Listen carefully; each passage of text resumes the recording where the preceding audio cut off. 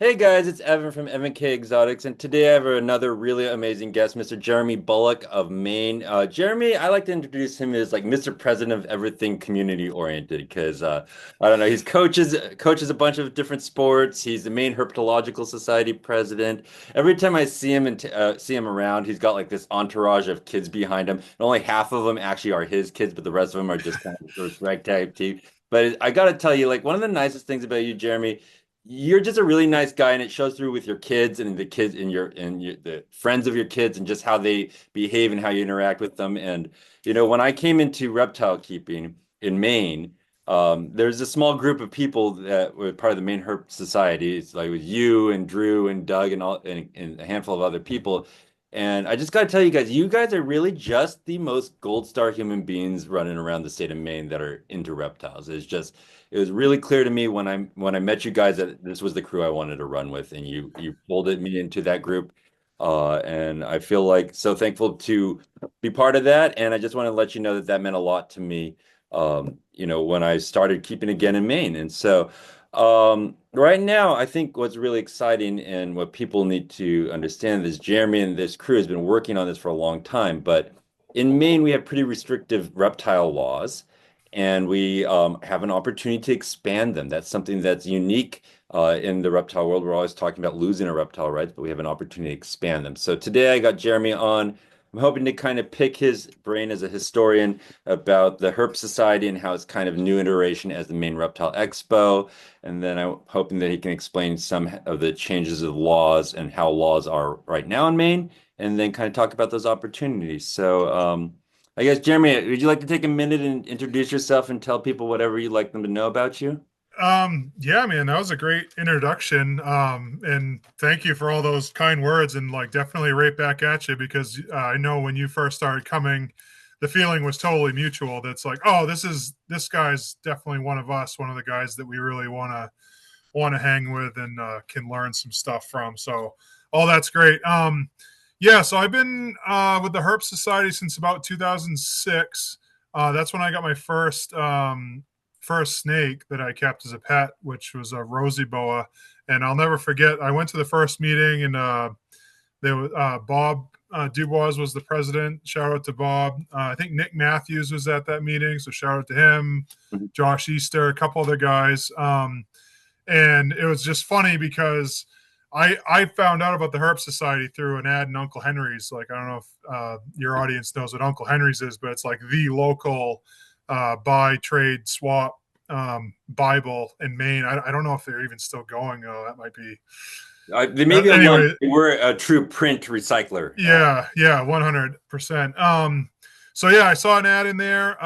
Said, hey, if you like reptiles, and I was like, that's me. And I went to the meeting and stuff, and it was just funny because I was in a group of guys that, as a lot of reptile keepers often become, like dudes that have amassed a pretty cool like collection of stuff. And so like they asked, so what do you keep? And I was like, oh yeah, I got a rosy boa. The end. And like their faces were just kind of like, why are you here with us at the nerd convention if you only have like one snake and you're kind of a normie or whatever?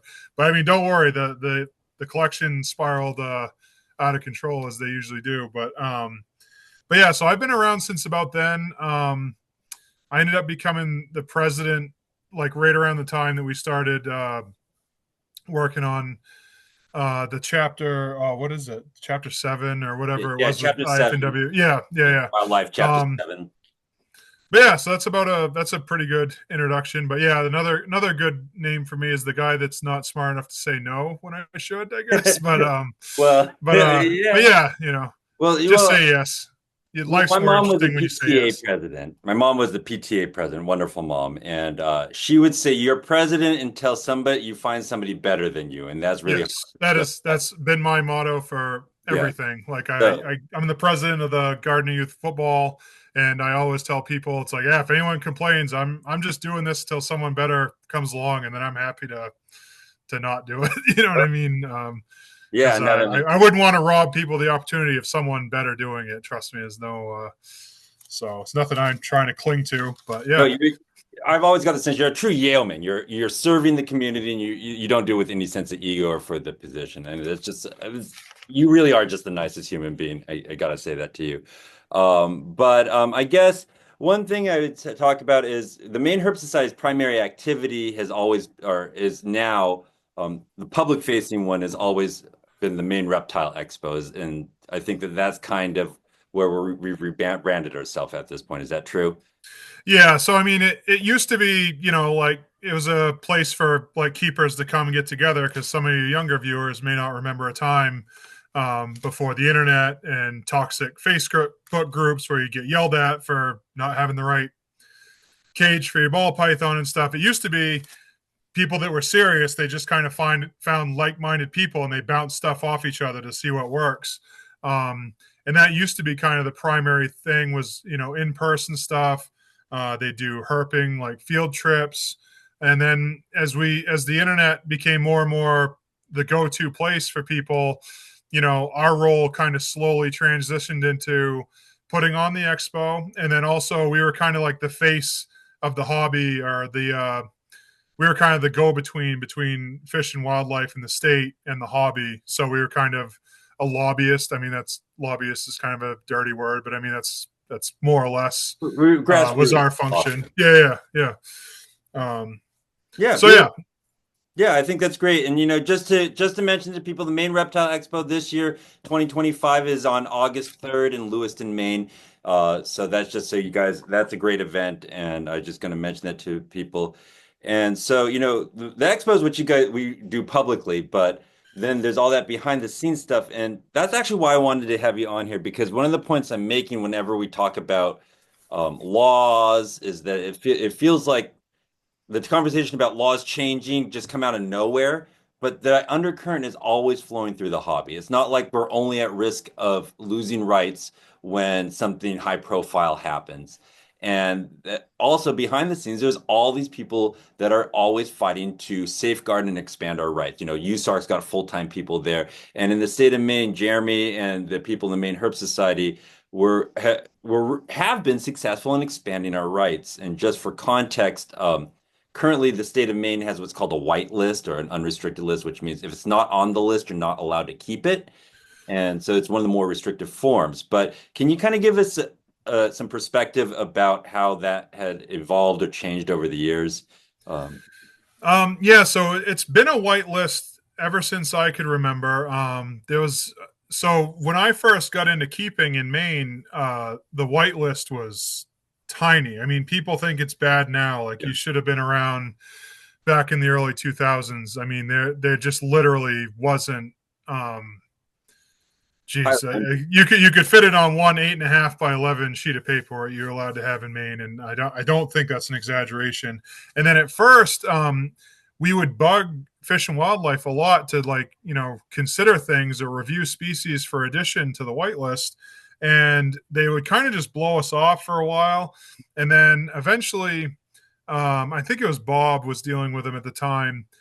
He was just in correspondence, and they were kind of trying to shut him up, and they're like, well, it'd be too expensive. And then Bob says, well, what would it cost? And then the guy kind of, I don't think, was expecting that.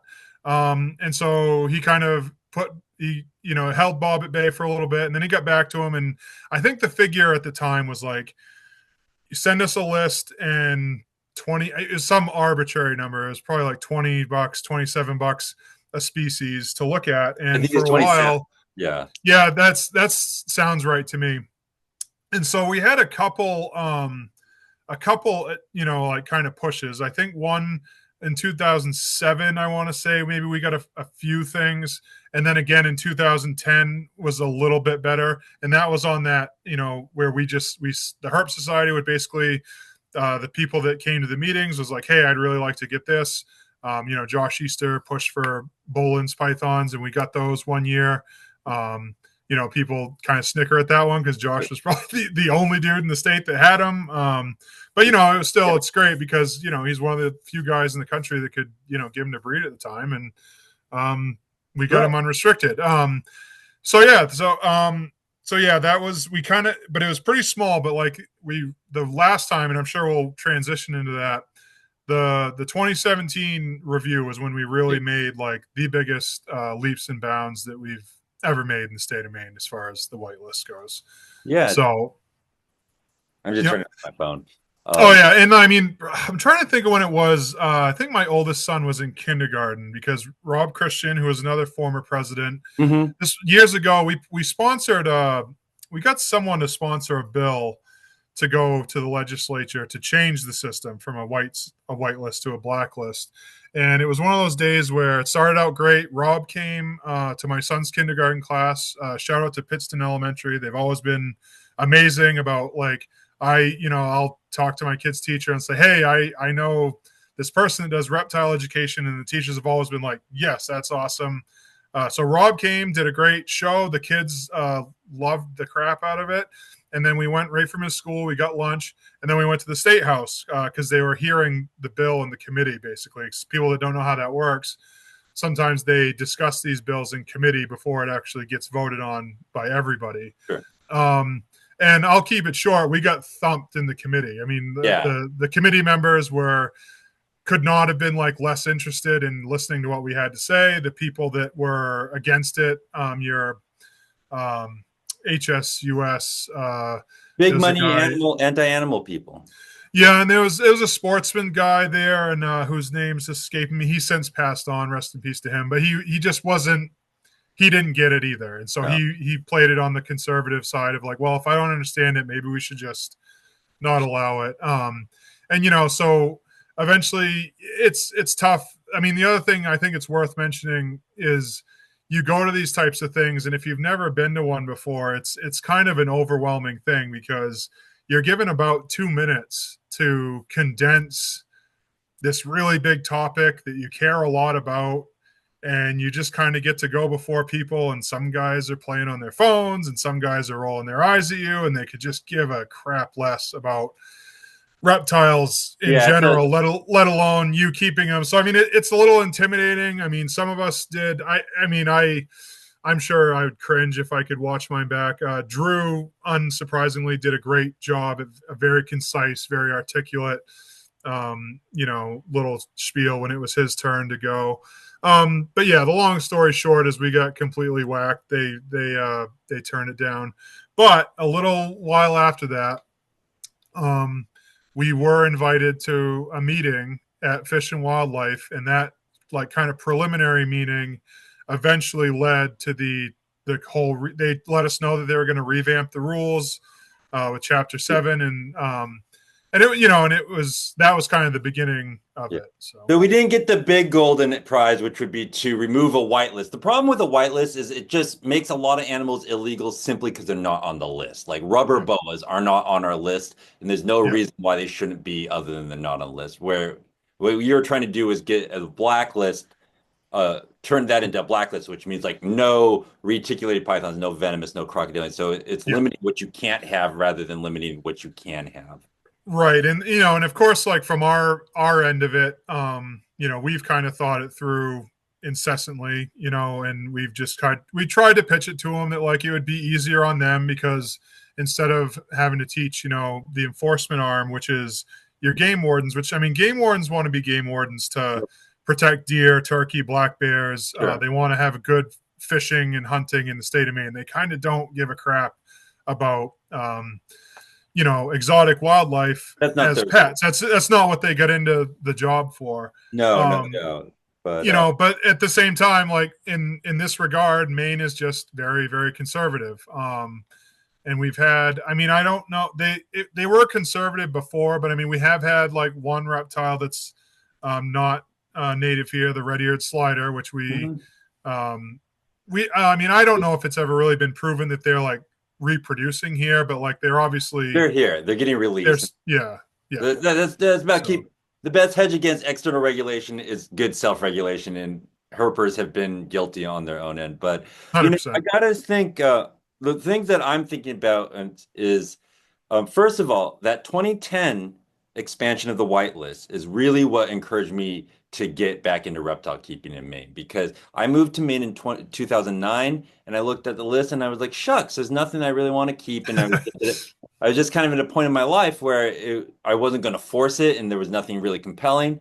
And then I look back at that list in like 2010, 2011, like, holy smokes, black-headed pythons are on this list. Holy smokes, they've added, they've expanded and it's just into interesting thing. And so that's what actually got me back into it.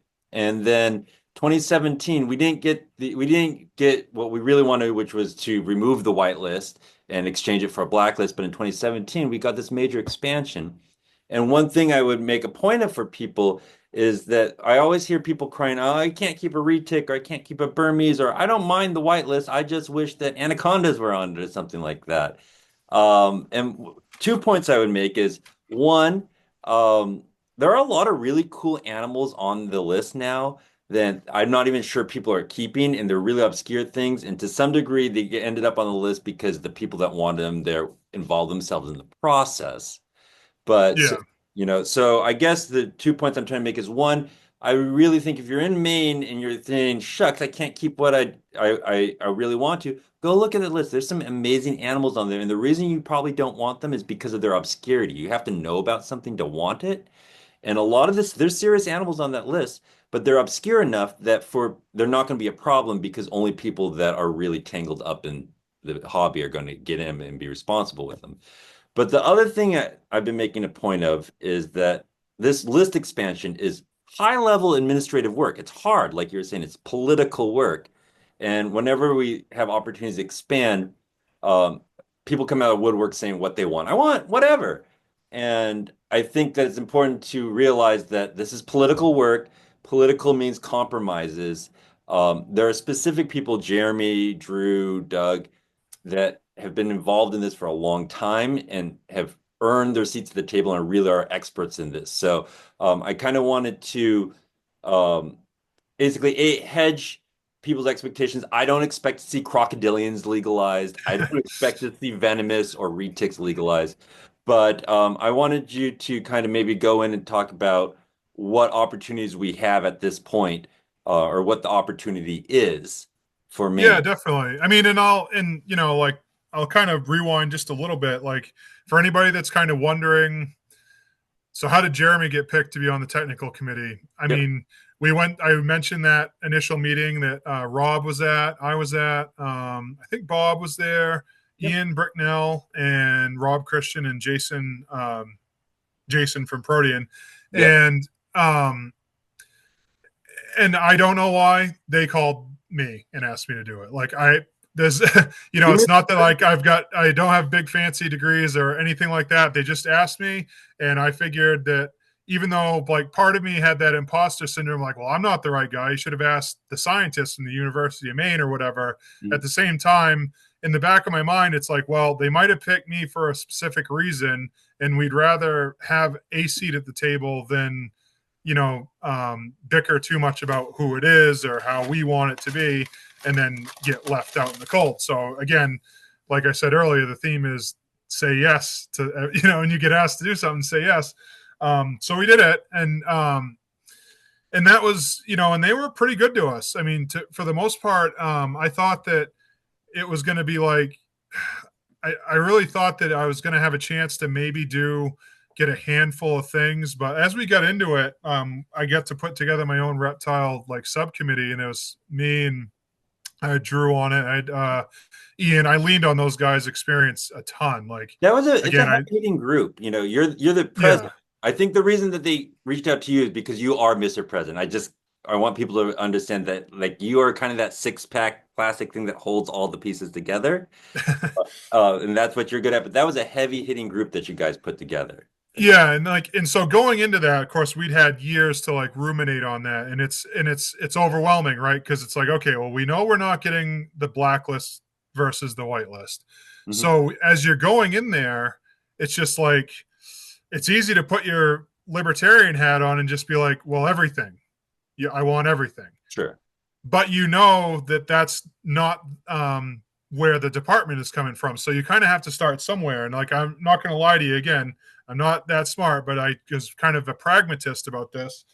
One one of the first things I did was I was like, I wanted to get the low hanging fruit that really bugged everybody because, Sure. like, for years and years, true red tails, boa Thank constrictor, you. constrictor was legal, and BCI's boa constrictor imperator was not legal. However, there was never any red tails at Petco. They were, I mean, I'm not really a boa guy, but like guys like Jason Chapman, who I would talk to, Yeah. who I trust his opinion on it, were like, yeah, dude, those are BCI's. This is a joke. So again, like that was kind of one of those things. But so I wanted the low hanging fruit. So I don't know if you can see this, Yep. but like when I first got into when Reptiles, I amphibians, first invertebrates. so I loved these like beginner books that would just I love them. they just reeled off species. They gave you the kind of, am I centered here, Evan? Yeah, Yeah. that's I love that you're doing this actually. You know, like I loved that stuff. I ate it up because it was like, well, I don't have these, but it's a great way, like in a little snippet form, to learn like what's this species about, what's Mhm. and so I kind of figured that like if these species that they're putting in these books for beginners aren't on the white list, then like then what are we doing? You Yeah, know what I that's mean? crazy. Especially this one. So, I mean, the other thing too is like I should probably mention that there were some general criteria of like of what's even eligible to be on the whitelist. Sure. So basically, it can't be a threat to human life. So Yeah, your easy. major venomous stuff is out. The Mhm. really giant snakes are out. Yep. Crocodilians are out. Sure. The big monitors, et cetera, et cetera. Hmm. That's one. The other one was like if they consider it to be so specialized that you know that the average person is just going to kill it in a couple weeks, then we do have to, as a community, think about what's we want to have the freedom to try and fail things and stuff, but you do want to give the animals the best chance, or else the hobby's kind of pointless. I mean, one of the selling points of the hobby is that you have all these people that it's a decentralized group of people that can keep these animals alive and reproduce them. So, I mean, if, heaven forbid they ever were to get critically endangered, you have The um, invisible arc. those yes, exactly. Right. So you have those. And then the other big thing that the state is the most worried about is stuff that could potentially become invasive and either outcompete local fauna or spread diseases and stuff Sure. to them. So that, but I mean, that was basically the thing where it's like, as you're going in there, it's like I literally took that book and I've got little check marks, and I went through the whole thing, and it's like, well, I kind of could find out pretty quickly if it could live here. And so that's what I kind of focused on. And then I also leaned outside to say to people like, okay, what else, what am I missing here? And, That's wicked you smart. know, You know, yeah, I think the thing that I'm thinking about is when you went through that book as the 25, best beginner reptiles or whatever, is there's this saying that, control is like cupping water in your hand. The tighter you squeeze, the more water slips through your fingers. And that's kind of what I think was happening with the state was they had made it so restrictive, they couldn't even control it. That's why like the boa imperators that are technically not on the list were just being freely sold in pet shops and whatnot. It's because yeah, it was restrictive to the point of silliness, and so you really took a really reasonable approach, and yeah. you just beat them up with reasonableness, right, and a smile. Yeah, and there was definitely, and like I definitely had guys that were pushing me that just go all by genus and all, and that was fine sometimes, but some genera are pretty big, and it's Sure, just, and and very again, like we were meeting like once a week for an hour or two most of the time, and again, it had to be, the genus had to be so tight as far as like there's no outliers, like Mhm. most of them live in like say Florida, but one lives in Massachusetts, like there's, Right, not that I've got a specific example for that, but I sure, mean there's some where you get into stuff that lives in creeps up into China towards Russia, like a lot of that stuff, that climate's similar-ish enough to Maine that that could potentially be a problem. sure. um So basically, but yeah, that was the big thing is, but I mean, we did get, but just, like I said, the low hanging fruit, the stuff that everyone would joke about, like, well, why can we have blackheads and not womas? And it's like, yeah, right, That's Silly. insane. So like there was certain things that I was like, this is happening. If we get nothing else, we're getting Womas and BCIs, and like a couple of genera were really easy, like the rosy boas, Sure. sand boas. It's a small genus, it's easy to pitch. Right. Ian was really smart. We got the whole infraorder of geckata and the skinks. So I mean, it's Yeah, that that was just that alone was thousands of animals that you don't even huge. really have to think about. Yeah. And Um, yeah, go ahead. well, and I guess, like basically what you were saying is that the challenge was being logical and that there are some things that were already on the list where, like, for example, black-headed pythons are Asperdates melanocephalus, I believe, and they are a bigger, more serious animal than the Asperdates ramsii, which is the Woma python. But the Like 10 black times expensive, or at least they were at the time. and larger and more nervous. And so the blackheads were on the list, but the womas were not. So there was a logical reason to add womas, and that was how you were able to add those. Similarly, like boa constrictor, constrictor, true red-tailed boas were on the list. Yeah. Logic, they are the biggest and more fragile of those boa constrictors. So then logically, imperators and everything else should go from there. But Yeah, and I think that we got most of the boa constrictor. I got think them they're all. all, yeah. And like and since I was more of a snake guy, I mean, I had interest in geckos and stuff like that. But I mean, for the most part, I had to lean on guys like Drew. It's like, all right, well, what are we doing with like the monitors and stuff like Right. that? And there was a couple small ones that were pretty easy for me to pitch. Um, And but yeah, well, and the other thing too was once we kind of got into the committee, like the biology, I mean, and again, like I want to give credit to Fish and Wildlife because we've been kind of like nemesis with, the hobby and them for a right. long time, but they were treated me very, very well. They're not bad people. They let me bring whatever I wanted to the committee. They listened to my opinions. And a couple of the biologists that worked on the reptile subcommittee, I mean, yeah, they were a little bit ultra conservative on a few things that they wouldn't budge on, but like there was a lot of stuff that because I mean Dumeral's boas, that was another one, that was a species I particularly had interest in, so that was kind of like stuck in my craw to get that one. There were a lot of stuff that the department didn't want to put on the whitelist because it was CITES listed. And for people that Sure. don't know what CITES is, it's like a listing where they kind of keep track of what something's conservation status is, and it Right. goes from like least concern all the way to like I can't remember what the most severe one is, but threatened and Right. endangered, etc. But once we were able to get in the room with them and explain that, like, well, look, like Australia doesn't export anything Sure. Yeah, they're anymore. worried Like, about endangered animals coming from other countries, but we're right. And fighting we about also were able prohibit to that. make the case too that it's like, well, as a department in Maine, it really shouldn't be you guys taking on this extra responsibility to protect the fauna of other countries when in reality the reality is that most of these animals are bred stateside anyways. They're not being wild collected anymore. I mean, there's certain staples obviously, like with ball pythons, I mean, of course ball pythons aren't even they're probably listed as least concern Right. for CITES the last time I looked at it. You still get some exports because obviously you're looking for the latest and greatest morph and stuff, but things like Dumerals, boas, They're all womas, captive bred. blackheads, they're captive bred now. So it's No just doubt. That's actually yeah, one of the strongest things about the laws in Maine, as far as I'm concerned, is that they have found that way to logically allow in animals that are rare. CITES 1 means most concerned. Like Argentine boas are that way, Madagascan boas are that way. Um, but they also logically don't have to be prohibited because they are not legally exported. There is no trade out of those countries. So you made the point that that was not the lane of the main IF&W, correct? yeah, And and also the other nice thing about the provision in Maine is they say captive bred origins only. I think that's on the white list for all those special yeah, and stuff. they understand, and I did explain to them. It's like you guys understand that this is a nice thing to say, and we support it. However, it's more or But less impossible to enforce. You know what enforce, I mean?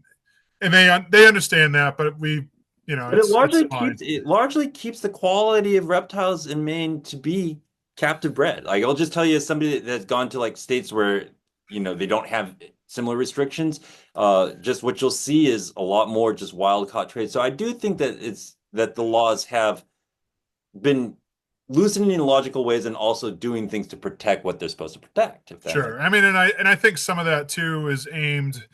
It's aimed more for your chain yeah. pet stores than guys Yeah. like you and me. It's Yeah. mostly to make sure that they're not using distributors that are importing, wild caught stuff. Which I mean, I'm Wholesale sure cheap. I'm sure most of them probably are anyways. Because I mean, who wants to deal? Imports are kind of for specialized Right. guys that need that Yeah. fresh blood, and they're usually a little bit more of a challenge to get on their feet, anyways. So Mhm. just kind of better for everybody involved. Captive bred's the way to be. Yeah. Wild caught should be outliers now. But I guess I should say, Jeremy, I have about 5 minutes before this time's out. And if it does, what I'm going to do is exit this one and hop right over into our next meeting just because we have a time limit because I have a free Zoom account. But Yeah. this reminds what you're talking about and kind of where is reminds me of Gene Bissett of Ophiological Services. He said, what you need to do is you need to go get a seat at the table with your legislature, show up, comport yourself in the way that presents well. Be nice. Yeah, be nice, be responsible, don't be extreme, and tell them what you want, tell them what you're about, and when you have that seat at that table, that's how you're going to get movement. And people are going to, you're not going to get everything you want. This is what G. Bissett would say, but at least they know who you are and you have that seat at that table. And so that's kind of what you've done. And I think maybe right now, do you have time to keep going on for another 30 Yep. minutes? So Yeah, I think maybe definitely. what I'm doing makes most sense now is to end this one, Jeremy, and then I'm going to go right over and open up the next account so we can kind of go in and just keep going. Does that make sense? Sounds good. We'll see All you right. guys in a second. Take it easy, bud. All right, we're back because of my free account. We had to break this into two videos, but so anyways, Jeremy kind of gave us a overview of how the Maine Herp Society and that group of people has earned a seat at the table with the technical committees, what you said it was called for Chapter Yep. 7. Yep. Chapter 7 is the chunk of paperwork, legal paperwork under which the unrestricted list is written. I'll actually put a link to that in these videos. So why don't you tell us about where we are now? So recently, Gene Alley and his wife, they run a pet store, and I'm embarrassed to say I forgot what it's called. They got in contact with us a couple months ago because they were looking to do the same thing that we did back in, oh dear, must have been 2015 or so. Okay. But they were basically looking to do the same thing. The legislator who was going to sponsor it kind of flaked out on him. It's oddly enough, I won't put him on blast here, but he was at the committee that, Oh. and he had a very he had a couple gems, we'll just put it that way. Like the little input he put into that meeting was we lost a few brain cells listening to it, but that's the way it is. So it's funny that he was going to sponsor this legislation for them, 8-9 years later, but something made him change his mind. But the department was being proactive, and they said, well, look, like, before we get into a big, bill, like we are due to kind of like reopen this and look at it, et cetera, et cetera. They didn't do much with the fish last time, which is what Gene and his wife are kind of interested in. So, I mean, I definitely see why they're a Oh. little impatient, because like the fish kind of, back in 2017 when we did the Chapter 7 committee, or 16-17, they were like, yeah, we're going to do fish later, and they obviously Right. didn't get around to it. Because the list That isn't just whole reptiles, it's invertebrates, Right, it's birds. invertebrates, any exotic animals that doesn't fall under like USDA, which is most of your big mammals and stuff end up under USDA. I'm not sure exactly why that Right. is, but um, so yeah, and so I mean they were gonna have a process in place for you to submit in writing species that you'd like to be reviewed for consideration, and to their discredit, I guess, a little bit, they didn't keep up very good on it. I know people have been sending them in requests. Mhm. We were supposed to reconvened the technical committee in 2022. We started having a few Zoom meetings. We were still the pandemic stuff was starting to like phase out, but it wasn't completely out. So I mean, a lot of it was conference calls, stuff like that. And then right before Christmas, it kind of fizzled out, and we never finished it. Funnily enough, they were like talking about the completely giving up their battle with the axolotl, which we tried and tried to get the axolotl 2016. They were Most dead wanted. set again. They were dead set against it because of concerns with chytrid, which even though we brought probably the leading expert in the state, Ian Bricknell, is on chytrid fungus, and he, you know, uh, despite his best presentation and a very scholarly, PowerPoint that he kind of put together, they just wouldn't budge on axolotls in 2016. And fast forward to 2022, and they're talking about it like it was a foregone conclusion. So for those people out there that have been wanting axolotls, it does sound like whenever we finally reconvene and Yeah. finalize some of this stuff, the axolotl is Politics, right? amongst one of the things that's going to come. So yeah. And they've heard it now so many times, that that's politics. Part of it is they've heard it multiple times. You've made multiple showings being professional. I mean, you brought a doctor in, Dr. Ian Bricknell. He's a doctor. You brought him in. Uh, and so I think that's great.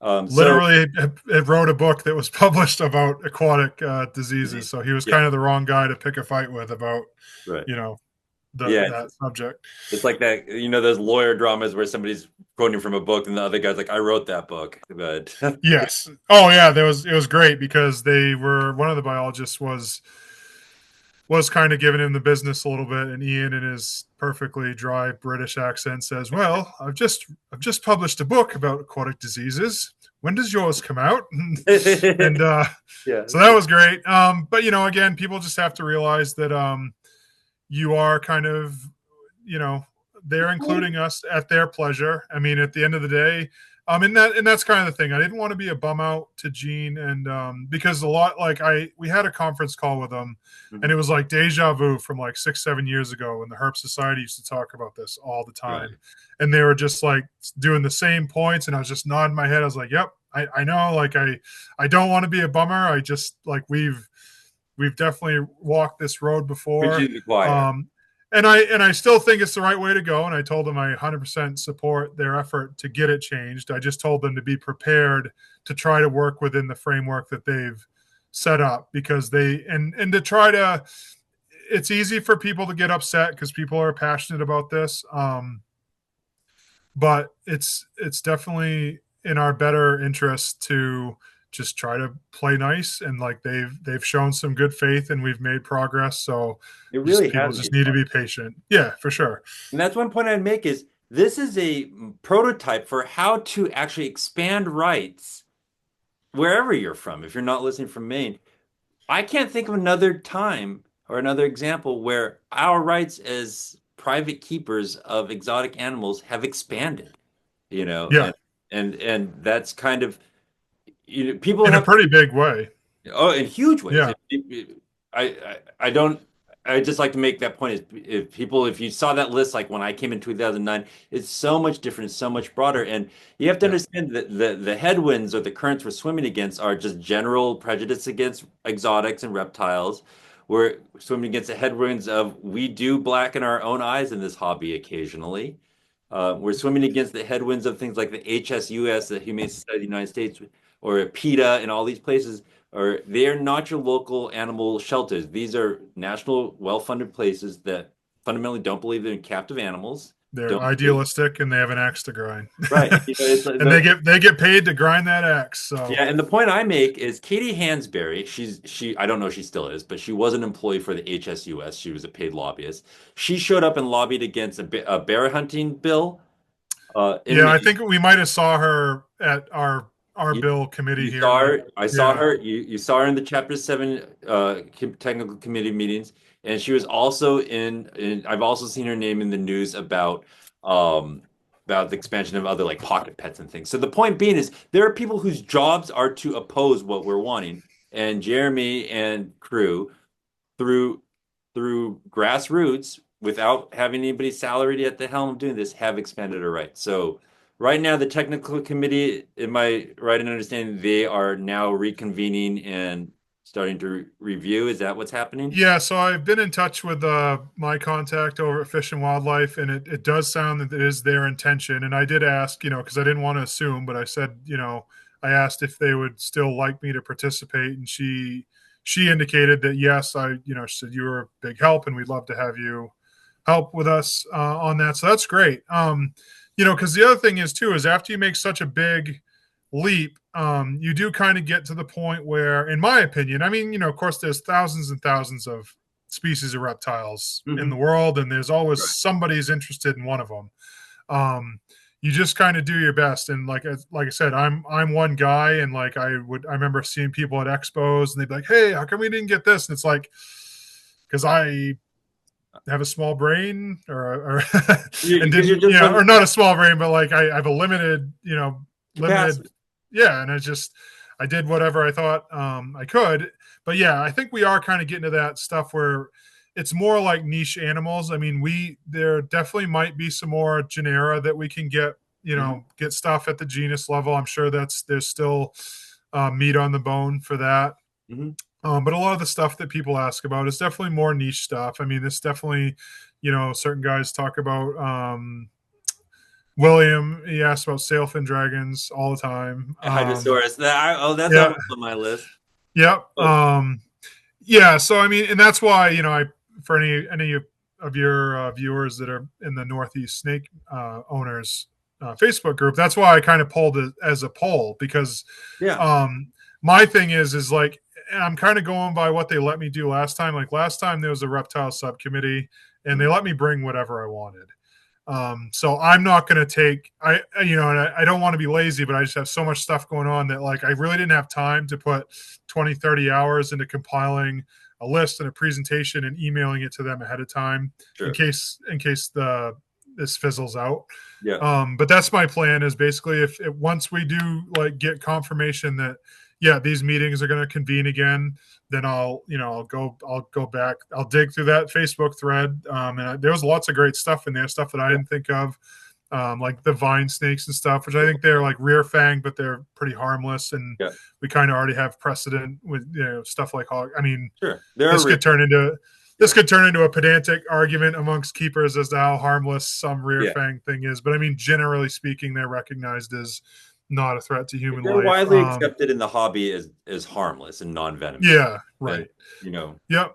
that makes Um, sense. so yeah, so we'll get to that stuff hopefully, and but that's basically where we're at. I mean, and I know Gene and the fish community is going to have that stuff.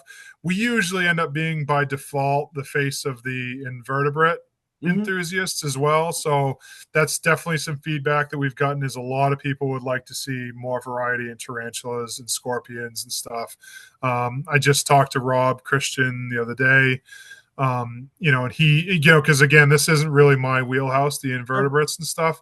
But he said that like basically all the New World tarantulas really shouldn't be a problem, and I trust Rob's Sure. judgment, so that's probably what I'm going to pitch to them. I mean, I'll do a little bit of a deep dive on it so I could make the case. Um, Yeah. scorpions are tougher because they're scorpions, even though like we know that just because it's a scorpion doesn't mean it can kill you. Like the general public maybe doesn't. So I Yeah. mean, I don't know. Of course, there are a few deadly spiders in the world, but I mean, I think most people kind of recognize there's like a couple spiders you really don't want to get bit by. But I think scorpions, generally speaking, are kind of viewed as this like deadly thing that you don't Well, want to get this is a stung by. democracy that we live in, and just let's face it, tarantulas are much more prevalent in the Yeah. hobby, and so they are going to get much more limelight, better or worse, Yep. as it, just part of it, and so I think that's kind of, I think that all tracks. But I think one thing I've been hearing is invertebrate creepers are probably going to be pretty happy, you know. Yeah. I Uh, hope so. Yeah. I think there's a lot of chance for that. I think there's a lot of chance for a lot of things just to be reasonably put on there and things. So, Yep. and the other point I make is like you're saying, is Gene the fish guy? Are they easy aquariums? Is that their I I think so. they? I don't want to speak out of school, but they Yeah. might be, they might not be. Um, Oh, the other thing I wanted to get to is if we do this technical committee, at one point that I'm planning on Hmm. presenting to them is to get their permit process ironed out a Beautiful. little bit, because we did talk about that in the last and back in 2016. And one of the things that I said to them is I was like, look, guys, like there's certain guys like your Rob Christians of the world, or Ian, like who is a biologist and a professor at the University of Maine. Like Yeah. these are guys that if they apply for a permit for almost anything They that's should not like a threat to the public, Mhm. like what's your grounds for Design. not giving it to them? You know what I mean? So I think I really would like them, because that's the other thing too, is as we chip off, there's going to be less and less low hanging fruit for the whitelist. So Hmm. that means there's going to be more and more things that fall into what we call category 2. The way chapter 7 is set up is you have unrestricted, category 2 restricted, which means you need a permit. But and that one's kind of weird because They're hard to come they by. yes, and they have specific species in that one, so that again it's that whole whitelist thing, which is sort of a pain in the butt, which is like they might not write a permit unless it's been reviewed and categorized. But at any rate, and then there's category 1 restricted, which basically means um, this basically means that the only people that are, it's still permit required. However, you're going to have to be like some sort of a professional, Like zoo, like a right? wildlife rehabber, rescue, like Drew is. Obviously, the state leans on Drew for tons of stuff. Appreciate it. Everything they don't basically want to deal with, he ends up, doing. God bless him. Um, and then there's prohibited, which is like that's your red-eared sliders, African clawed frogs. They had a particular hair across their behind with the clawed frogs, the xenopus, which was at odds with Ian quite a bit, because apparently that's a very important animal for the research community. Um, so, but at any rate, the prohibited list was pretty small, but most of the prohibited stuff was to do with they felt was a threat to the local wildlife. So, I mean, Yeah. your red-eared sliders, which have been established, et cetera, et cetera. I mean, and there were certain things too where I think Fish and Wildlife appreciated that back in 2010 they kind of pitched us the idea of like, well, how do you feel about us removing like red-eared sliders, green iguanas, and we kind of were like, yeah, Great. Yeah. The, great. you should not be able to buy green iguanas freely in pet Right, stores. and unfortunately, and I for those people that are passionate about the green iguana and would do an excellent job keeping it, like I feel you and everything. But certain things, again, like we talked about, we're in a political arena, and some of it is just political. And the fact is that even though, like, if you got your libertarian hat on, or you're just trying to like 100% logic this, I'm not going to try and tell you logically why it is, but it's more perception is a reality kind of thing. And the other reality with some of these animals is that they happen to be very cheap, and like so they tend to get impulse bought. I mean, that's the other reason, besides the fact that the average person can't. I mean, not that like most Burmese pythons get to 24 feet or There's still whatever big the snakes, the and Asia max snake, is. big snake, you know. Right. The problem is like they have tons of babies. And so like anybody that breeds snakes knows that you putting two pythons together, you're looking to hit certain odds, and then like out of that 30, 40, 50 eggs, you get what you want, but then you've got all these other ones that are maybe just normals or hets or whatever. What are you going to do with them? And the demand dictates the price.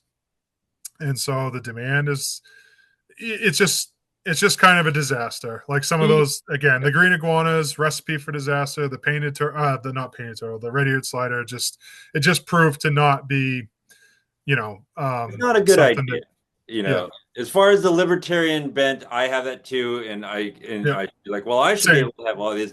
You know, history has shown that it leads to most people doing poorly with these animals and most of these animals suffering. It's yeah, cheap, readily available, and demanding to care for is a recipe for problems. So yeah. those And I'm definitely not opposed to if the department's open to it, it's like, hey, maybe you permit a few Yeah. berms or something for people that really want them. Like I'm like super okay with that. I would not like to see them in pet stores and stuff personally, because I think they're going to be a disaster. Probably the vast majority of them are going to end up at Mr. Drew's, and he's got enough to deal with without Yeah, it's without sad doing for the that. animals and sad for us, and people that care for them. I'll just tell you my personal bet is there's a huge group of animals that should be in a category where there is a permitted road to ownership, and I think that's what you're Yep. talking about. One of the problems, Yep. Maine does have a permit system for private keepers, but they're hard to come by. The way that you get them is not clear, and it's somewhat arbitrary and almost political in a way. Yeah. I only know one person who has them, and the reason they had him is because he had them previously out of state. He was very Yeah. educated. Well, and there Yeah, and that's been like a huge irritant for the reptile community in Maine, is the permit system, because it's been the only consistent thing about it is it's been inconsistent. They'll deny people that try to apply ahead of time, but then certain people will get busted with a bunch of stuff they're not supposed to have, and then they're just like, well, here's a permit. And it's right. like, all right. I mean, and that's fine, because they're not bothering anything. So I'm not mad that that happened, but it's just frustrating that. And like, as an experiment, I was looking for rubber boas a few years ago, Mhm. and I kind of wanted to test the system. And basically I was conditionally approved, but the other thing that goes with that permit stuff is, like, you have import permits, and then, like, you have to get some paperwork from who you're buying it from. And so, Mhm. like, me applying for the rubber boa permit, anybody that knows anything about rubber boas, is like a couple guys in the country that Sure. have, that breed them, and there just weren't any available when I was happened to be going through the paperwork and stuff. And so you kind of have to have a purchase, Lined up. working its way through the pipeline at the same time. So, I mean, obviously I didn't make it to the finish line with that, but I mean, I think tentatively they are open to it, as long as it's one of the species that they're aware of that's appropriate for category 2.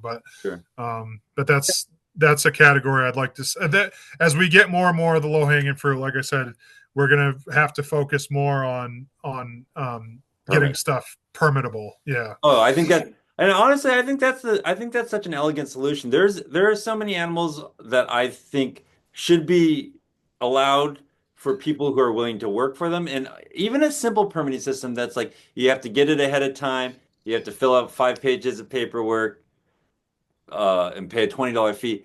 Even that will cream a lot of the uncommitted keepers. yeah, Like a lot of the people that get into animals they're not supposed to have, it's such an impulse that even just a simple barrier to entry like would just solve a lot of that problem. So yep, I'm excited about that. There's so many animals that I think that I can name people that will do well with them, but either because they won't do well in captivity for most people, or they are a serious animal, or for whatever reason, they should be on a clearly defined road to permits. yeah, Yeah, I think that's great. I guess I have a wish list of animals, and I kind of like to read to you. And kind of the idea is more to get your thinking and like be like these are thought experiments about where you would see where they'd fit in, and maybe yeah. just get people. But before I did that, is there anything that you wanted to mention? Like if somebody was watching this and wanted to get involved, or anything other than contacting through like the Maine Herp Society page, which I'll put in the links to this video.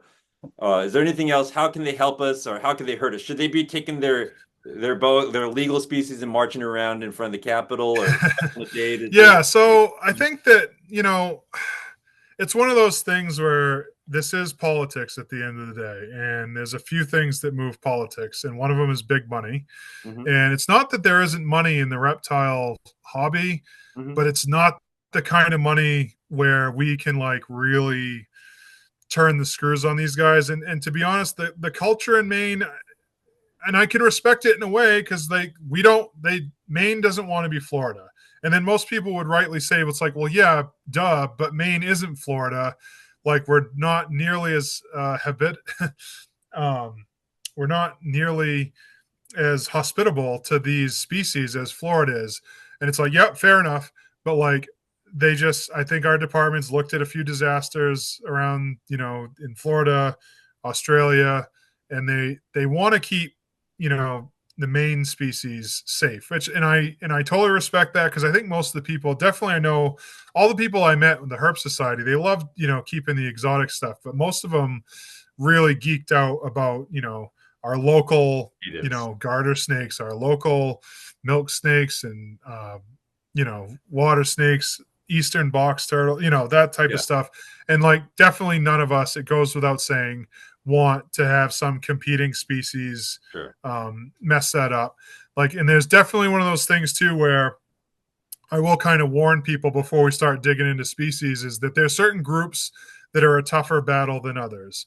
The aquatic stuff, Hmm. for a couple reasons. One is because of the, if there's chytrid fungus or like some other aquatic disease, like that stuff tends to spread, I think, easier in, you know, bodies of water where these animals are living communally with native stuff. I think the other part of it is, like, you know, when you have turtles are very secretive, and you know, like we you know, frogs, Hmm. some of those amphibians, it's just going to be tough because they're going to be more conservative about that stuff, because if they get one wrong, you're talking about a few individuals could lay thousands and Sure. thousands of eggs at a time with the amphibians, frogs and stuff. Yeah, the reproductive So potential. people just have to understand that with some of that stuff, the aquatics are, they're just a little bit harder.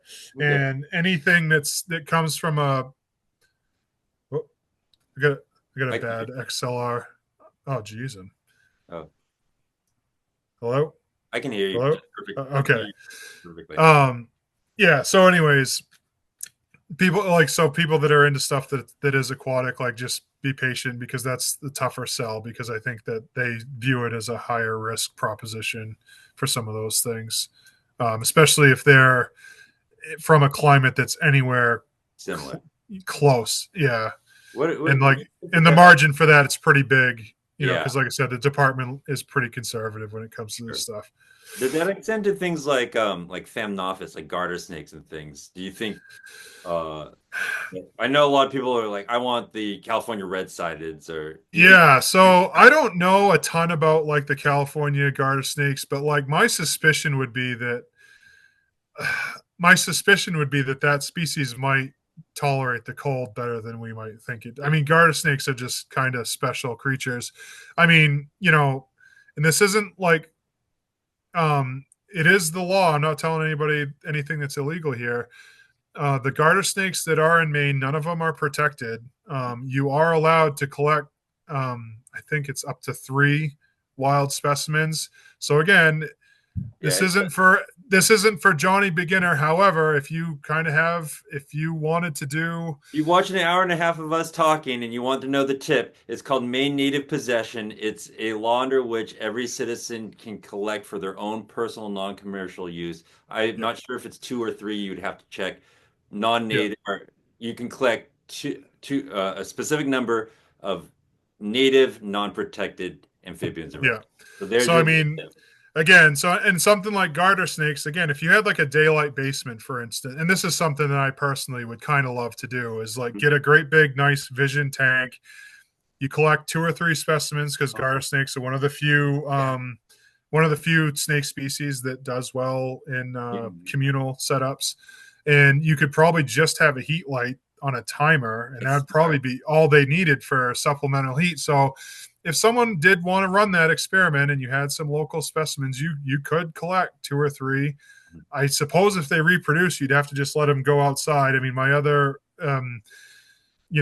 recommendation is, and you know, people could probably be screaming at me through their TV, but I mean, you'd want to keep these away from the rest of your collection, because again, you're gonna have to do something with those babies if you end up Yeah. Or having just them don't breed them. reproduce. Yeah. Eh, Right, but I mean, if you're collecting them, you may not Sure. realize you Yeah. got a female, whatever. I personally think, as long as you keep it in a sterile Sure. cage that's away from your collection, if that was to happen, if you just let the babies go outside in nature, I don't think, I think there's been bigger crimes against nature committed than that, for sure.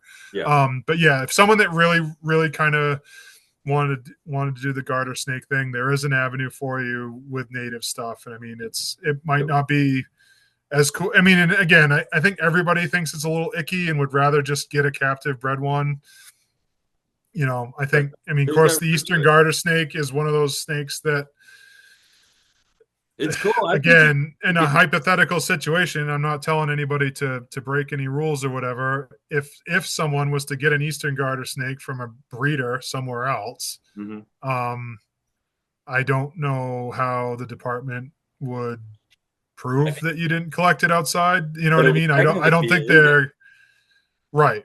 Yeah. So So I mean, do with that what you will, people. there you Like go. If again, you're in the just weeds far follow enough, the rules. But yeah, it's just one of those things. We're just kind of thinking out loud here. But I mean, yeah. If you're in the you weeds know, far enough to be even interested about that, go read Chapter 7, Maine Native Possession Laws, and follow the laws, and there's your avenue to owning those things that you wanted. So yeah, that's your reward for listening this far. So, yeah. Jeremy, But I mean, there has been stories too. I mean, some people, they find um, garter snakes. I've seen it. YouTube channels of different people that they were injured by a weed whacker or something else, and that's how they end up coming inside and getting rehab. So I mean, it can be done if someone really really wanted to try that out. But sounds good. Now, yeah, yeah, so we have about 9 minutes before this one times out, and yep, yeah, I kind of have this wish list that I want to read off to you, and just as a thought experiment, let you talk about what your thoughts on are whether or not these ideas have wings. Does that make sense?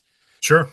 So the first one's kind of one of the more requested ones I get, and that is super dwarf retics. I get people saying, I don't want mainlands, but I really want to see super dwarfs added to this list. Do you think that we're going to be happy and get super dwarfs? That's an interesting one. So I guess, and I'm just stream of conscious. Like the first thing that comes to my mind, I feel like that yes, my logical brain says that's different than mainland retics, so this shouldn't be a reason. That my pessimist brain says that they look so much like their cousins, especially to a layman, Hmm. that it could turn into a problem. And then of course the other thing is too is like depending on who you're buying them from. I don't know how many people are working with those dwarf species, but you know, would that open the door to people just going down to New Hampshire and it's like, oh, it's a retic, and then they bring it home and they're like, oh, I thought it was a Yeah, super and dwarf, and it it's could be not. even I mean, I younger. don't know. They Yeah, could be trying to buy a super dwarf retic and they get hosed by somebody that just sold them a mainland. And it's yeah. So I mean, again, that's one of those ones that I'm like on the fence about it, and it's not because of reason and logic and science. It's yeah, because of perception and politics, and yeah, just yeah. understand that's not it's not me saying how I would like things to be. It's just how I think they are. So sounds So good. yeah, it's a good one to start. So now here's another one that I'm going to put out there for you. And this is a group of animals that I really wish were legal, and I believe most of them were legal at one time because prior to them being reclassified taxonomically, they were all part of Morelia, which would Yeah. which is legal. Morelia species is legal in Maine with certain exceptions. And I believe at the time the only scrub python that was specifically excluded was Morelia amethystina kinghorni, the largest of them. But Yes. the rest of I think them, it was two. Yeah. I think So Barnett. that's another thing. Ugh, that's another. We may have to get into a part three with this. I don't Yeah. know, but that's So can So we that's back up and another. just get some context? Yeah. Scrub pythons have been changed scientifically from Morelia to Similia. So they're a new genus. Yes. So And they've fallen off so the classification. yeah, and that segues us to another interesting point because we spent a lot of time in the last technical committee literally just cleaning up scientific names of stuff that had changed. Like I think corn snakes had gone from Elaphe to Pantherophis, and like they've got to, and I'm going to push this a little bit because right now, Gene and Ian and the guys are busting their butts again, combing through the list, seeing what's changed. And like, I don't know if such an organization exists that could do it, but I really feel like the department should use some of their resources at hand to be put on a mailing list from whatever authority makes the final change to these names to say, hey, since we run a whitelist, we need to be notified when you update. Or I don't know. And like I Yeah, was like again thinking I out wasn't loud, sure the but authority. like I think it's a little bit unreasonable to have the hobby because again, this stuff is tedious, man. Like when we did chapter 7, like between digging through scientific name updates and just trying to research all the stuff that I wanted to pitch to them. Like I had hundreds of hours Yeah. put into this, right? And I just think it's a big ask for the department to just be like, hey, could the hobby please comb through our Yeah. list and make us aware of any? I mean, so Right. that's the negative Nancy part. The good part is that anything they've not like given us a hard time. We're just like, hey, this changed. It needs to be Oh, perfect. updated and legal, and they're just like, okay. They're usually pretty fine about that. So Perfect. that's that part of it's good. Well, I will volunteer to put in the time for the similes for the scrubs. I will do Yeah, what I need to do to argue for those. for Because sure. Yeah, and I was talking to Rob a little bit about that because, of course, for any of us that know the very tight Rob Christian, they know that he's a Barneck scrub python yeah, enthusiast. Janet is famous as Snake Janet, and after I got to interact with his snake Janet in Purposen down at Nerd when Rob was still in New Hampshire, it's like, oh, because I mean, not I didn't know a lot about scrub pythons, and sometimes you get under the impression of in your head, it's like, oh, scrub pythons are just like skinnier berms, they're huge and stuff, and like once I saw his in person, it's like, oh, well, they're this is unreal. really not terribly. Oh, it's beautiful, Yeah. like unbelievably gorgeous, and probably really not that unreasonable to be unrestricted compared to stuff we already have. Like again, Right. some of the bigger blackheads, Yeah. the bigger red Even tails both. can, yeah, for sure. Also, that kind of leads into the next one, which is um, Chilobothris angulifer, Cuban boas. They are already on the unrestricted list. The reason I own them is because they're the closest scrub python analog I could find in the on the legal list. So that's why I own them to stay within the law. And we're going to time out here. So do you want to let's stop this meeting and then hop right over to the third one? Is that good for you? I'm down. Perfect. Let's do it. I'm having fun, Jeremy. All right, I'm going to stop recording right now and catch you on the flip side. yes, sir. All right, so we're back because we can talk for hours about snakes because we're weirdos. Yes. But we're on to we're going on to the wish list, Evan's wish list of to get added to the white list and kind of talking about throwing them out there and then getting your opinion on them. And so moving on from scrub pythons, I'm introducing the idea of adding the entire genus of Chilobothris, which are Caribbean boas. And my thinking to this is that Chilobothris angulifer, the Cuban boa, is already legal on the main list. It is the largest of the Chilobothris species. It's actually the longest snake, at least, and probably the largest snake that's legal on the white list currently.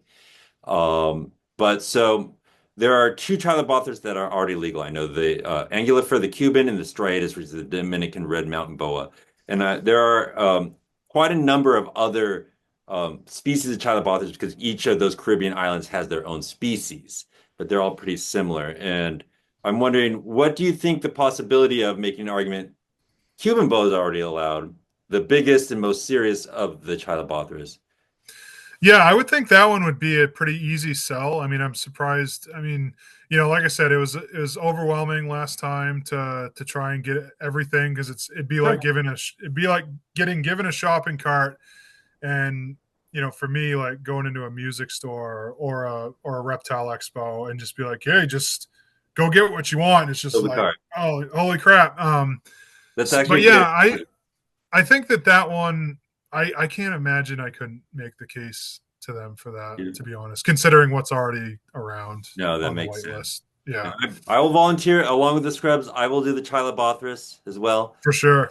I Yeah, mean, because most stuff, I mean, most stuff that they're pretty, it's pretty easy now. It's like if something's not like famously critically endangered, mhm. lives in a temperate to cold climate. So I mean, you're talking about stuff that's like south of you know in South America, Central Sure. America. Like The it's like, Caribbean. okay, well, you've checked that off, and they're not a threat to human life. Which I mean, again, there's really only a few Sure. non-venomous serpents that really Yeah.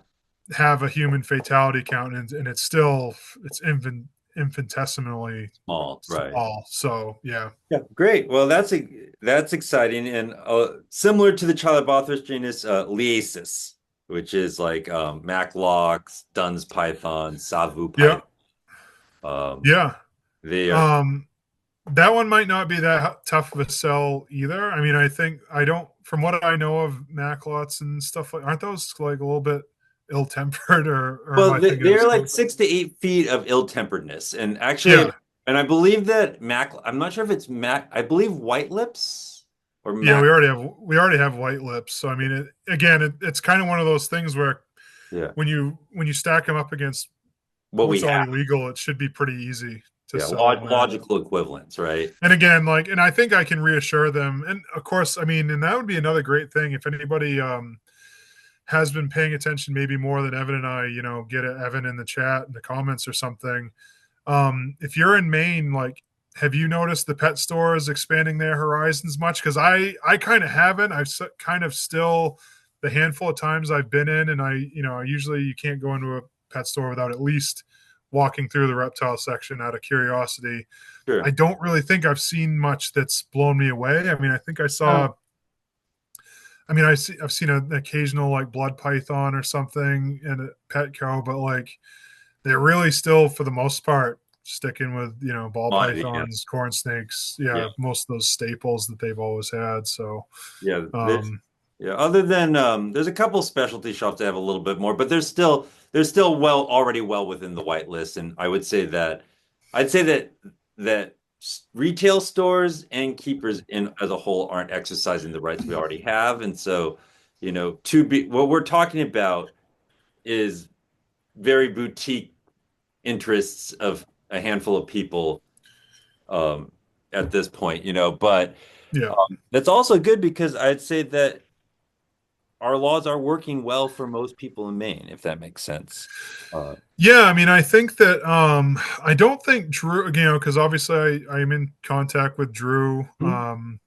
somewhat regularly, not as much as any of most of us don't see our friends as we get older as much as we'd like, but I don't think Drew's been inundated with any like new additions, you know what I mean? Because that's like kind of one of the litmus tests is of like, Does it show up at? well, Yeah. we unrestricted this. Now all of a sudden Drew is getting, again, you name Drew by name, but he's kind of like the only game in town as far as rescuing reptiles and stuff. So I mean, it's like, yeah. So what's one thing that something kind of obscure? Oh, we did like the Bismarck ringed Yeah, python or yeah. whatever.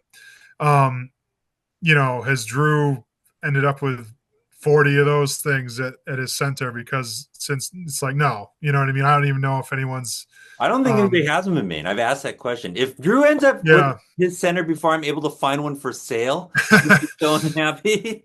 Yeah. And that was a species, again, I go back to my books, but I mean, I used to just love, and of course, the books tend to give you Yeah, great pictures of beautiful, stunning examples. I found out later that those ring pythons, they're kind of like oh shoot, what's the sandbow, the Eric's John Eye. Like there's yeah, some of them that are and beautiful, and a lot of them. I mean, they're still like a cool big stand boa, but like there's like those sunset ones that are really really pretty. They're really good sure, lines of yeah. them. Turns out like those ring pythons, like especially as they get older, they're kind of dull snakes. I think they might be like lizard specialists, so they might tend to be like fussy Yeah, eaters and stuff like that. people But end up. Yeah, it's that's kind of like the thing is like one of your litmus tests is like if you unrestrict something, does it become the big thing?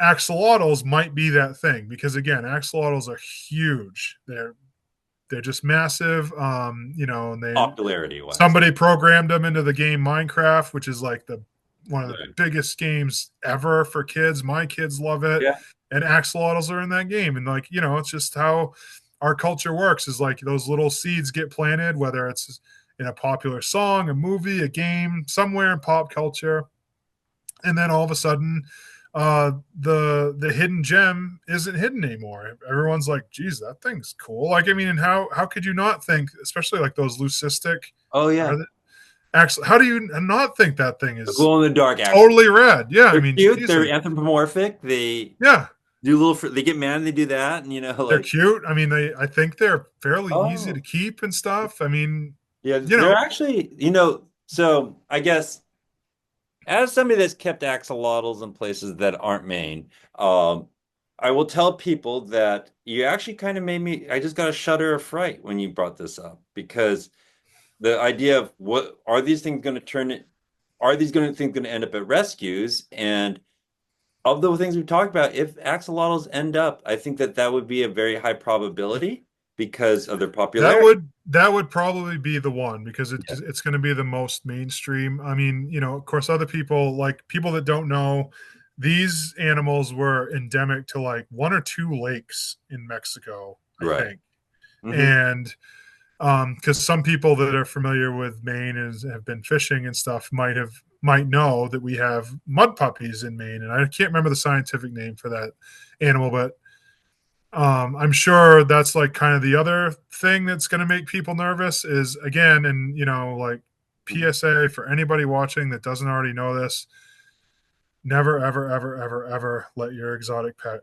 loose into the wild. It's at worst, it's a cruelty to them because they're just going to Yeah. suffer and At best. die. Yeah. And on the other end of bad is that maybe they get established and they are bad for the Right. local wildlife. But yeah, that so yes, Drew, maybe once all the red-eared sliders are finally out Gone. of Maine through attrition, I could imagine his next thing is he is Drew having like these 100-gallon stock tanks that are just full with axolotls Right. possibly. But I mean, try to Yeah. stay positive. I mean, it's one of those things that we had kind of given that up, and They put them the on. department brought it up to us. So I mean, something changed their mind on it, which is And they're it's not fine. unreasonable to have. They are safe and they are good pets. And as long as it's just a call, it's just a reminder that with this expansion and privileges becomes a risk, and to keep our own house clean, and make sure we're not getting those animals when we're not supposed to. The one thing I'll say about axolotls, just so people know, is the only hard thing about keeping them is they're aquatic, which makes them harder, and they require cold temps. And cooling is harder than heating, just so if anybody realizes. But I think that there are reasonable things to add on, and that's kind of where personal responsibility comes into it, right? Yeah, mostly aquatic, and that was one of the reasons too where I was a snake guy, and it was mostly because of pragmatism. Because it's just like, all right, well, I like snakes; they're cool. Vast majority, I mean, again, someone might scream at me, but like they really don't need UVB bulbs Mhm. to thrive in captivity, et cetera, et cetera. They eat mice, rodents, rats. They're easy to get in bulk, frozen.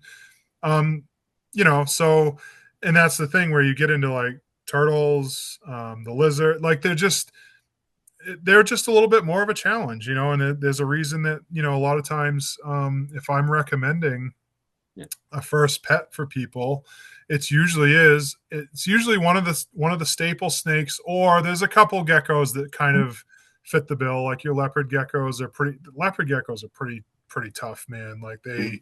they do pretty well.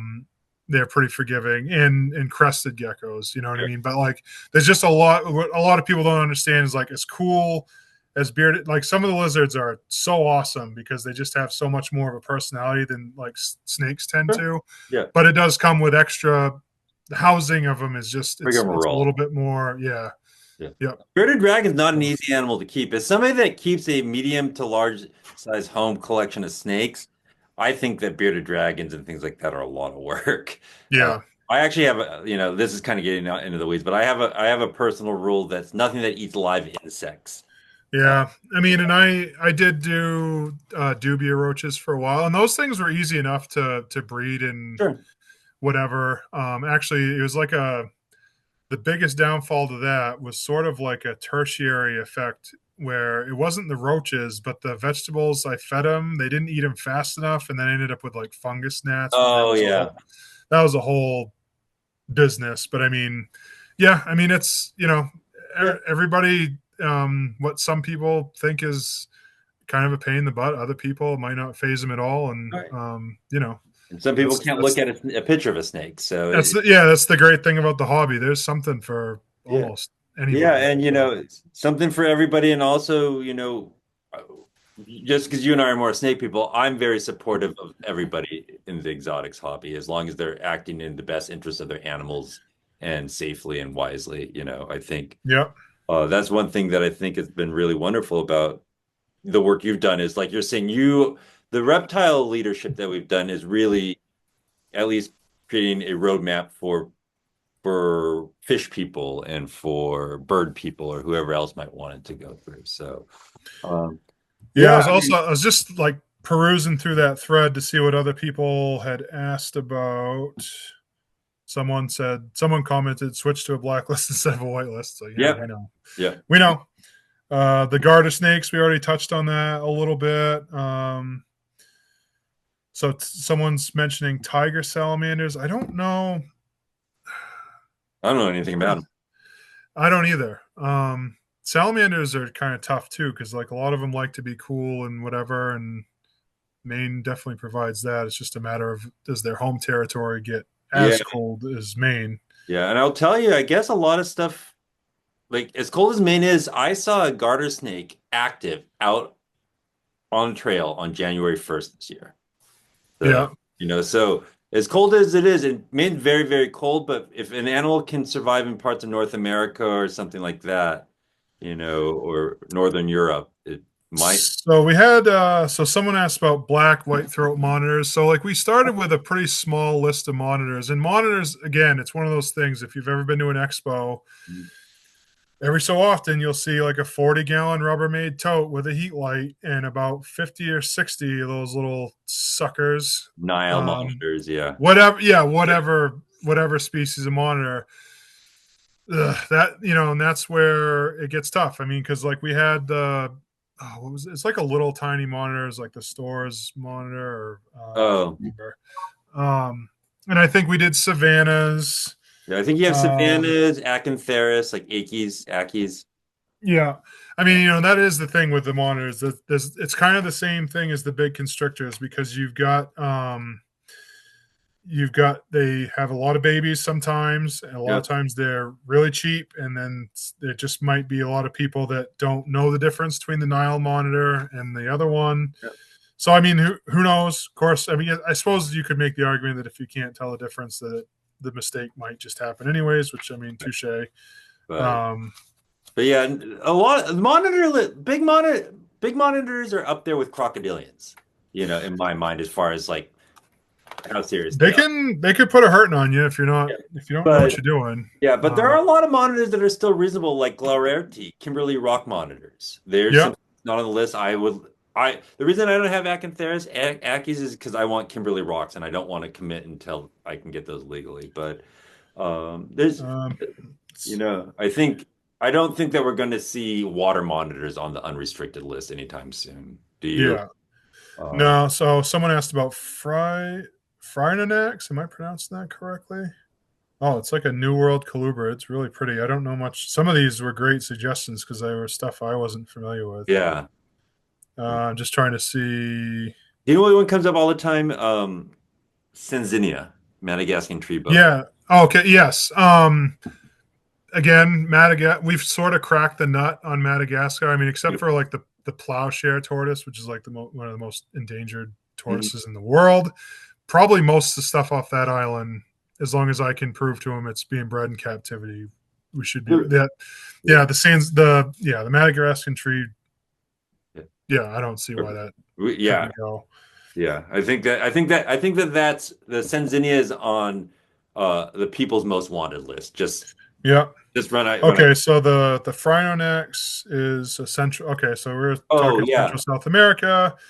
Oh, I Uh, actually know about them. Phrynonex poencellatus, the bird eating snakes. Uh, okay, and it they looks like there's a few animals in that genus. There's Shropshire, Sexcarinus. I probably butchered that. Northeastern puffing snake, and then the puffing snake that you mentioned, the yeah, Poinsonatus. and Yeah, if as long as they're not like venomous or something, like the whoever they are commented Phrynonex, that's probably totally doable. the argument for them. And I'll just tell you the argument then is Sustes sulphureus, the puffing snake, is already Yeah. legal, and that is Okay. that is basically a much larger version of the Phrynonex. Okay. Yeah, Yeah, and there's another one that some people that have really combed through the list might have noticed. Musarana is unrestricted, Clelia. and yeah, and so like it's kind of hilarious because I think in the meeting we were discussing those and we were talking about false water cobras, the Is it Hydronasties. hydronasties? Yeah. Yes. And what I said was that, well, probably I would do them unrestricted and Musarana permitted, and they did the exact opposite. However, not likely to see Musarana in your local Petco anytime No, soon, but that's just there's a only one fun person piece of who knew trivia. Adam. Yeah, So, yeah. but Um, yeah. yeah. So So that fire nest, that's probably doable. What else did we get in that thread? People asked about the sailfin dragon. I mean, again, I'm sure sailfin dragons are probably a little bit of a specialist thing, but I don't think they're particularly big or dangerous or anything. So it's they're impressively sized. They can be like 3, 4 feet. But yeah, so I don't think that I think for a lizard that is that size, I don't think they're particularly hard to keep, but I think that a lizard that size is hard to keep, if that makes sense. yes. But, Someone they've asked about Somalia, which we already talked about. the Uh, pythons, yeah. scrub pythons. Someone asked about they'd like to see eastern box turtles.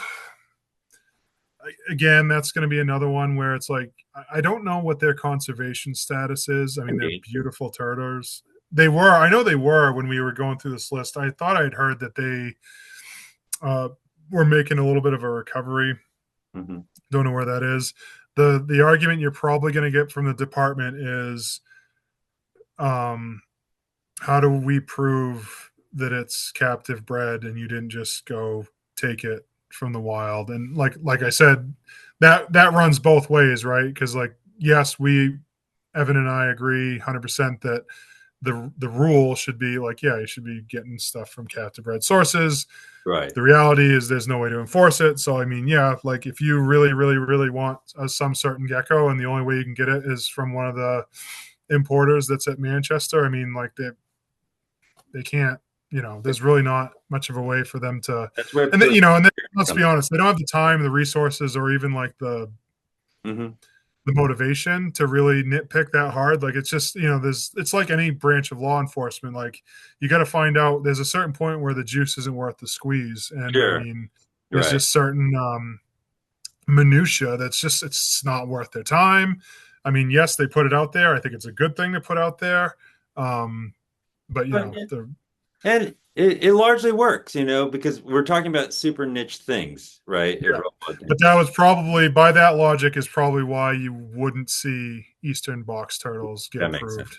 Yeah. Yeah, and I do also think I'm not sure they might still be classified as an endangered Yeah, I'd have to check. It's been a species. while since I've gone down the rabbit hole on a lot of this stuff, so it'll be a great kind of Yeah, refresher course. And all my science, because I used to be terrible with most of the scientific names, and then right. after like living and breathing this stuff for almost a year, I was pretty good at it, and Sure. now I've kind of been off of it again. So like, Yeah. it's what it is. If you don't Yeah. use it all the time, you lose it. Oh, yeah. Mike Cameron brought up, what's the guy? Gonyosoma? What's that one? Ganyasomas are rat snakes. Uh, Okay. those Asian rat snakes, like rhino rat snakes, like Yeah. rat Which snakes. we already do have rhino rats, at least I of think, certain yeah, I think specific a number of them are species. legal. Yeah. There Because probably are. Doug's had them. Yeah, it's probably one of those things where there are, in the genus Gonyosoma, there's probably so many in there that just aren't there on there that probably that's probably what Mike's asking about is like, do you think that, and I don't know Yeah. the whole genus, but do you think that the large number of that genus could end up on the unrestricted list? Yeah. I would think so. If it's Yeah. Yeah, I mean, you'd have to see like if certain members of that genus though, like, occur terribly far north in Asia and no, stuff. So like no, I think they're Asia. I think they're mainly like Southeast Asian, but yeah, I'm just okay. an area special. I don't know that. What about Apodora papuensis, Papuan python? Yeah, it shouldn't be. I mean, again, it's nothing I'd recommend to like novices, but Right. I, Yeah, right. considering what's already on the whitelist, I Yeah. can't see why No, I they think wouldn't. those and like I think Liasis olivaceus, olive pythons, they both end up. Yeah, and Jason Chapman messaged me asking, I think specifically about those. Yeah. But yeah, I think that's Yeah. you know, So yeah, I mean, I think this is all super hopeful. And the thing that I'll tell people is we're sitting here talking back and forth, and it's like what's reasonable, but what's yeah, reasonable doesn't mean what's going to end up on that list, right? yeah. I mean, and another one Jason said, and I mean, it's like one of my favorite animals ever. Jason brought up, the Gila monsters Ah, come on. and the beaded lizards. Well, I mean, it's tough, right? Because like everybody knows, they're kind of famously they're the venomous lizards. Of course, like there's hypotheses out there now that like lots of lizards may be Like somewhat almost. venomous. Right? Yeah. Yeah. Um, but again, I went to Hamburg, Pennsylvania, and you could free handle the Gila monsters, and you Yeah. bet your sweet behind I totally did. There was a baby, and I was like, Yeah. yes, one of my favorite animals in the history of ever. So They're amazing. that's not exactly a scientific bit of evidence, but common sense tells me that if this thing was a real threat to put you in the hospital or kill you, that they, because I mean Hamburg is famously, for people that don't know, Right. it's a show in Pennsylvania that's well known because you can have hot snakes there. So I mean we saw some really really Wild stuff. cool stuff down there. For better and worse. But they are like a well oiled. It's like a nuclear power plant. Like the regulations on all the hot stuff, like it cannot come out of its tub. They're super strict about, once you buy it, they walk you to the door. It's like, see you later. Like they're super strict about the hot Yeah. stuff Can't walk at around. Hamburg. Yeah. So common sense tells me if this guy was allowed to let people take pictures with his baby Gila monster, that they're probably not Yeah. that, you Yeah. Yeah. know. Right. So again, that was kind of that was a little bit of a tangent, but But I love the Gila yeah, monster. And I I would love to have really one, love to see it, but they're also they might just be a good one for the permit list. yeah, and I think you could argue that that's the thing that would be not what I would like to have is like some sort of research paper to take them that really kind of gets to the bottom of like, okay, what kind of health risk is this animal if it bites you, you know what I mean? Yeah. So I think I mean, and I do remember looking into it at the time, and I don't think there's any recorded human fatalities, or maybe there's like No, I've one read. from the 1800s or something like that. Which I mean, at the time period that I mean, and this is Yeah. I'm shooting from the hip here a little bit, but I mean, when you're talking in that time period, there could have been a bunch of things that happened to a guy if he gets bit by an animal in the desert. It could have been the venom Right. that killed him, or could have very well gotten infected. Like I'd it's almost just kind consider of it hard to. anecdotal if it's that old. Exactly, But yeah.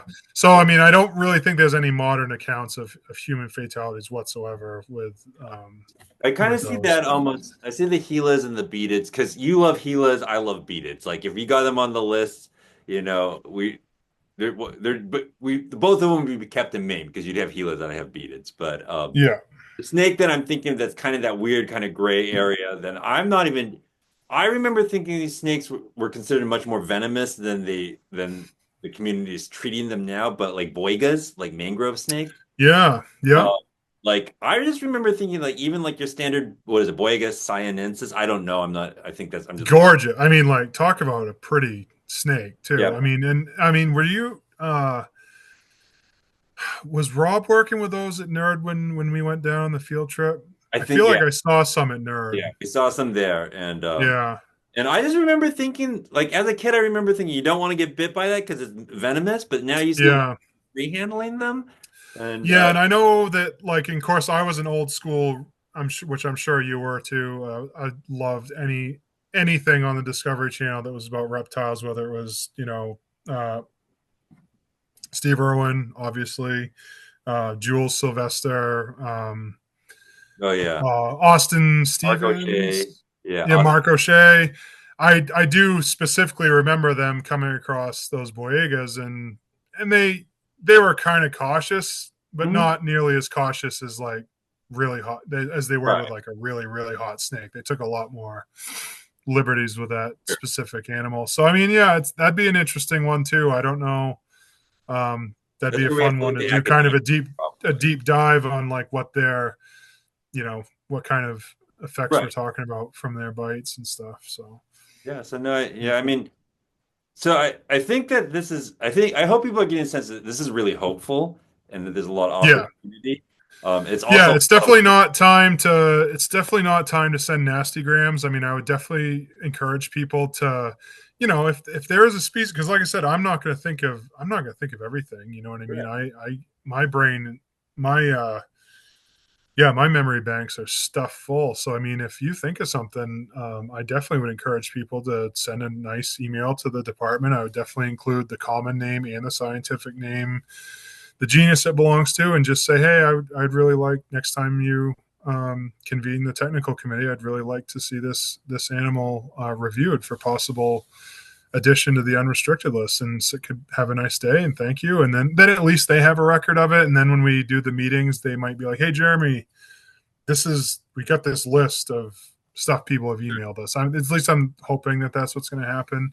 So that's definitely worth your time. I mean, and we touched upon it briefly, but I mean, I do know that people get passionate, and a lot of times like discussions, in private over a few beers or something, you might Right. see some colorful language like, oh, what's wrong with these dum dums or whatever. And but like, you do have to remember that they kind of hold all the cards, and like the fact that they're letting us sit at the table at all is a massive improvement from where we were when I started in this hobby back in 2006.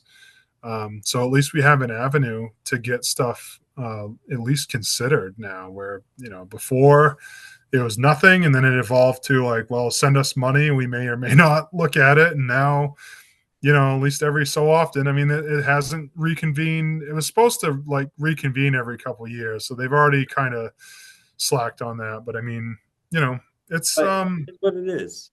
So yeah, and I think it's moving in the right direction, and I do think that eventually, and it might take some time, but I really do think that eventually, if you and I were to do one of these conversations in 5, 10 years, like we really might be looking at like the only things left are like the really obscure stuff that people would just like to get a permit for or right. something. Hopefully It's at that point we're talking about permits and yeah, like yeah. yeah, like that I think I think that in 5 or 10 years, hopefully we're at that point. I think that I'm going to be in this hobby. I think that you will still be at least in the hobby and involved. Hopefully you will have found somebody to relieve you of your duties by that point because you will have 20 a 10-year Yeah.